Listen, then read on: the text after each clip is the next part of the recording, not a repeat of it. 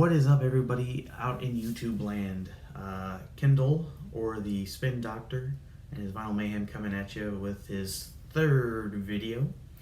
So my last video went kind of long. It was about 30 minutes long, so I'm going to try to shorten it down some. I'm going to, as Ross would say on Friends, So yeah, I'm going to try to make this one shorter. I got 3 records that I'm going to talk about today that I picked up this week. And then just a couple other things that I want to talk about as well that I discovered and I'm excited about. So I'm going to start off first from my trip to Noble Records yesterday. Shout out to Noble, wearing the shirt today. But yesterday was the 14th of May, Saturday, and Dylan had a huge drop. A lot of stuff, a lot of heavy metal actually. But that's actually not what I picked up. I picked up some grunge. I picked up this bad boy, Pearl Jam 10, their debut album, and possibly one of those great debut albums of all time. I'm not the biggest Pearl Jam fan in the world, I'll be honest with you. My wife is a much bigger fan. I do like Pearl Jam. Mike McCready, their guitar player, I think is phenomenal. I think he's underrated. My wife's biggest thing, her biggest thing about Pearl Jam is Eddie Vedder. I wonder why. But no, she loves this album. This is like one of her all-time favorite albums. She told me when she was a teenager and this came out, she listened to it over and over again. Road trips, I believe she said. She would listen to it over and over again with the headphones on. She loves this album, so I actually really bought it for her. I just get to enjoy it as well. But I mean, it's a debut album, and it's got songs like Once, Even Flow, Alive, Black, and Jeremy just on side 1. This could easily be considered a greatest hits album nowadays, I think. This, however, is not an original copy. I don't have that kind of money, to be honest with you. This is a 2017 issue. Now, Dylan told me that these aren't in print anymore. And that's probably true. And so I figured for the price he had on it, and I'd go ahead and buy it because I don't have a copy. And this is kind of one of those ones that you probably need to have a copy of. Sounds really good, super clean. It's not that old, obviously. But it sounds good, great quality, no pops or sounds of any kind that you need to worry about. Sounds great. Great album. Again, it's a debut album that I think goes on the list of like one of the greatest debut albums of all time, which actually my next video will probably be a list of what I consider the great debut albums in music history, or at least ones that I, like I said, I enjoy. So this one will probably be on that list. Anyway, so picked that up yesterday. Super excited to have it. Listen to it. Sounds great. My wife loves it. Go figure. So anytime I can buy a record and she approves of it, that's always a good thing. Next one I'm going to talk about today, I picked up from the Record Bar in Wilmington, North Carolina. If you haven't been there, go check them out. Great guys, great people. But this is the Black Crowes' newest EP, 1972. It is a covers EP. And basically, it is just songs that they grew up on that kind of shaped them musically, I guess you could say. Great stuff. It's a six-song EP. Got some Stones, some Bowie, Rod Stewart, The Temptations. Just really great stuff on here. Papa Was a Rolling Stone is the one that I heard first online. Sounds really good. I like how they didn't have like the whole big band, the horns and all that good stuff. They really made it fit their sound, and which I think is really cool because I've always liked the Black Crowes. To me, the Black Crowes they're a classic rock album that came out in the late 80s, early 90s, blues rock, classic rock. That's just, I think they're awesome. Always been a big fan of their sound. You want to talk about great debut albums? Their first album, Shake Your Money Maker, great debut album. But this EP If you do not have it, you need to go get it if you like the Black Crowes and if you like classic rock, because that's what this is. It's them doing, excuse me, their versions sound great. Chris Robinson's voice, I still think is really great. It's not what it was, obviously, but that's what happens, 30 years later. But they sound great. And the fact that, hey, Chris and Rich are back together again is a good thing, too. Let's get some brotherly love going. But, yeah, just really great. And speaking of the Black Crowes, actually, so yesterday, being Saturday, I was doing some yard work around the house. Whenever I do yard work around the house, I always, put my earbuds in and I go to my Apple Music and look for stuff that I can listen to in its entirety while doing the yard. Because, it's going to take a little bit of time to do the yard work, But anyway, so I was looking for some live music, and I came across Jimmy Page and the Black Crowes live at the Greek. It was from 1999, released in 2000, but they did it over 2 nights and came out with this album. And it's basically the Black Crowes with Jimmy Page doing Led Zeppelin songs and a couple other blues classics. Sounds great. Chris, I think his voice really fits that style of music so well. And it was just a phenomenal album. And I did find out it is on vinyl. However, it's not in print. And so finding it cheap is next to impossible right now. So that's one that I'm going to look for. I'm going to try to find a great deal on it, or wait till it gets reissued, one or the other. Because I don't feel like spending over $100 and more on it. But sounds great. If you haven't heard it, look it out on look for it online. Try to stream it. It sounds, like I said, really good. One thing that kind of baffled me though is I was reading about it, and Chris was saying that to him it was just a job, but he didn't really have a lot of fun doing it.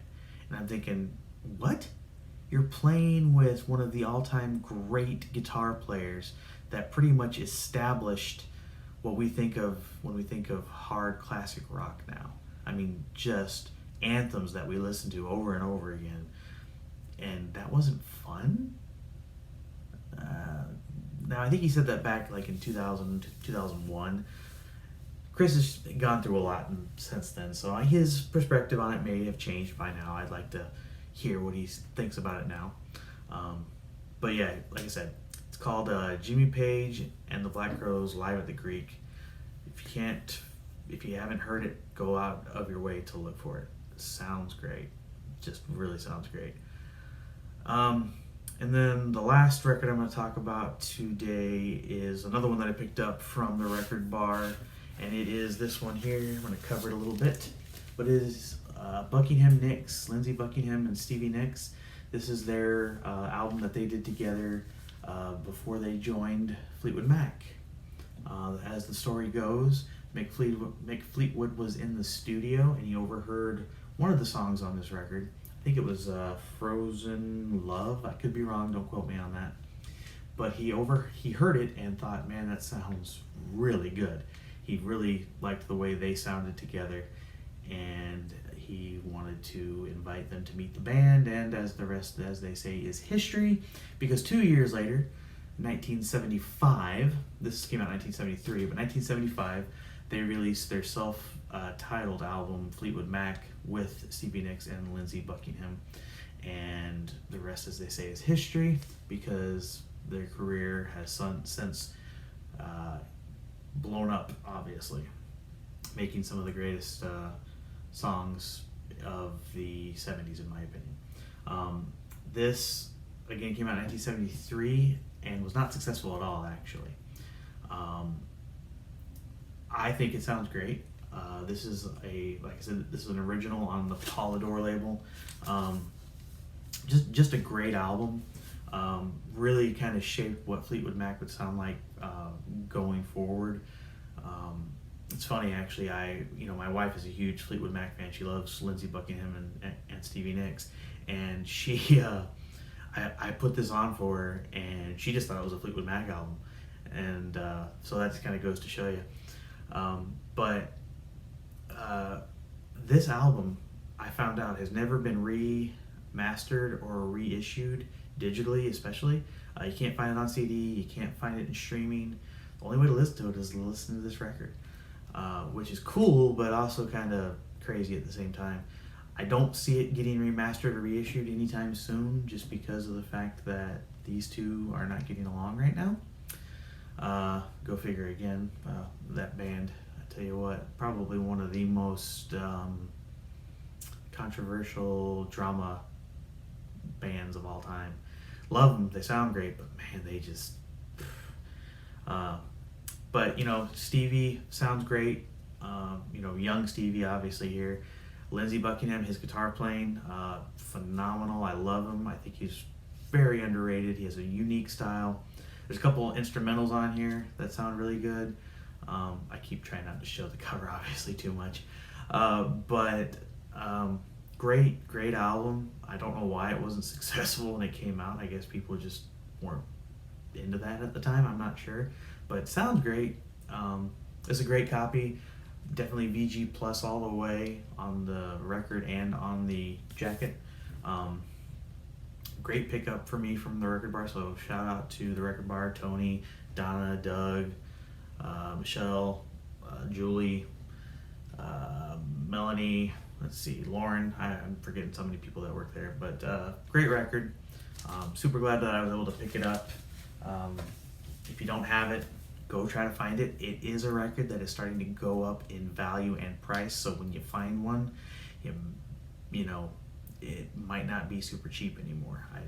I got lucky on that one, I think. So, but yeah, definitely some good pickups this week, I think. You know, Buckingham Nicks, Black Crowes, Pearl Jam. So, great stuff. Super excited about them. They all sound great.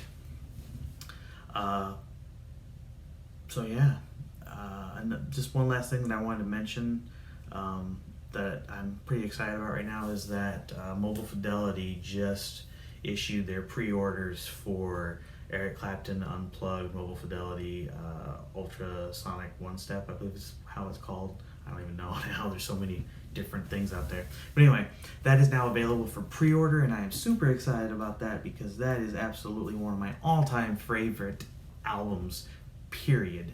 Eric Clapton is one of my all-time favorites, so to be able to get that would be exciting.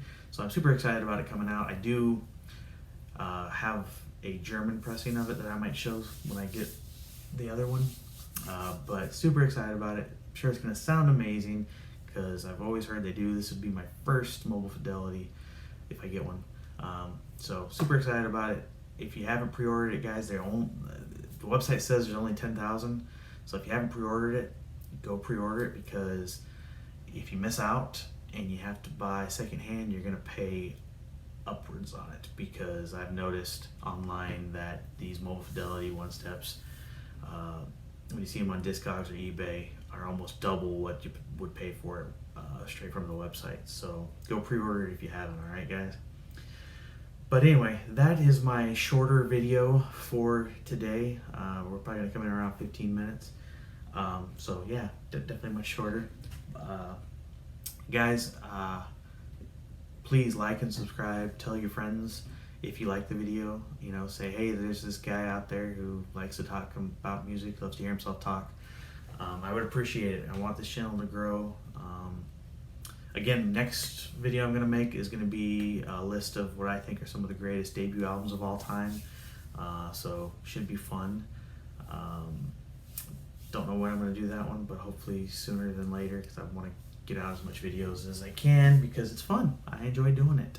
I'm going to keep doing it, even if only one person watches. Maybe. We'll see. But anyway, have a great week, guys. Like I always say, find great music to listen to. Enjoy it. Love it. Because music is one of those things that you can kind of just connect with, I think. And so keep looking for great music. Keep listening. Get into vinyl if you haven't already. CDs are good too. Streaming's good, but vinyl is just fun, I think. So, but yeah. Anyway, thanks guys for watching. Those that did.